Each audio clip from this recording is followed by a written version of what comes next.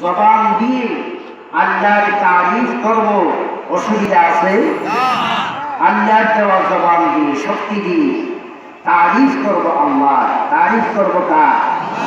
সবাই বলুন আলহামদুলিল্লাহ, আবার বলুন সুবহানাল্লাহ, আবার বলুন আল্লাহু আকবার, আবার বলুন ইয়া রাসূলুল্লাহ, ইয়া হাবিবাল্লাহ, লা ইলাহা ইল্লাল্লাহ, মুহাম্মাদুর রাসূলুল্লাহ সাল্লাল্লাহু আলাইহি ওয়াসাল্লাম। আপনাদের কষ্ট হইছে? দেখা হইছে? একবার আলহামদুলিল্লাহ বলিলে, সুবহানাল্লাহ বলিলে এত সওয়াব হয়। আসমান ও জমিনের ছাদ জায়গা, মধ্যবর্তী ছাদ জায়গা সওয়াবে পড়ে। মারহাবা, আলহামদুলিল্লাহর মধ্যে ৮টি আরবি লেখা, আরবি হরফ রয়েছে। যিনি একবার আলহামদুলিল্লাহ পড়বেন ৮-১০-৮০টি সওয়াব তার আমলনামায় উঠে যাবে। ৮খানা জান্নাতের দরজা তার জন্য খুলে যাবে। মারহাবা বলেন, মারহাবা, আলহামদুলিল্লাহ বলেন। ওই নবীর তারিফ করুন, যিনি না হলে আসমান জমিন, আরশ, কুরসি, লৌহ কলম, চন্দ্র সূর্য, গ্রহ নক্ষত্র, উল্কাপিণ্ড, উত্তর দক্ষিণ পূর্ব পশ্চিম, ঊর্ধ্ব অধ, আগুন, পানি, মাটি, নদী, নালা, খাল, বিল, পাহাড়, পর্বত, লামাকান থেকে নিয়ে তাহাজ্জুদ সালাত পর্যন্ত, আল্লাহর সিংহাসন থেকে নিয়ে পাতালের নিচ পর্যন্ত কোনো কিছুই সৃষ্টি করা হতো না। লাউলা কালামা খালাকুল আফলাক, যে নবীর উসিলায় সব কিছু সৃষ্টি করা হয়েছে।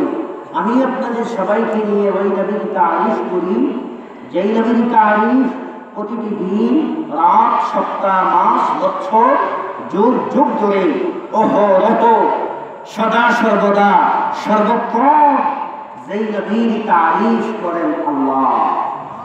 আপনারা বলেন, আমার আপনার প্রিয় নবীর তারিফ সর্বক্ষণ করেন কে? আল্লাহ যেই নবীর তারিফ করেন, আমরা সেই নবীর তারিফ চাই কি চাই? আল্লাহ বলেন, হাবিব গো, আপনার শান, আপনার শৌকত, আজমত, ইজ্জত, সম্মান, আপনার পজিশন, আপনার স্মরণকে আমি আল্লাহ সমুন্নত করেছি, উঁচু করেছি, সকলের মাথার উপরে রেখেছি। মারহাবা। নবীজি বলেন, যিকরুল আম্বিয়াই মিনাল ইবাদাতি, আমি নবীর জিকির, আমার তারিফ, আমার জীবনী আলোচনা করা উম্মতের জন্য ইবাদত, এটা সওয়াবের কাজ। মারহাবা বলেন। আমরা সওয়াব চাই কি চাই না? আমরা ইবাদত চাই কি চাই না? নবীর তারিফ আল্লাহর ইবাদত। জোরে বলেন, কার ইবাদত?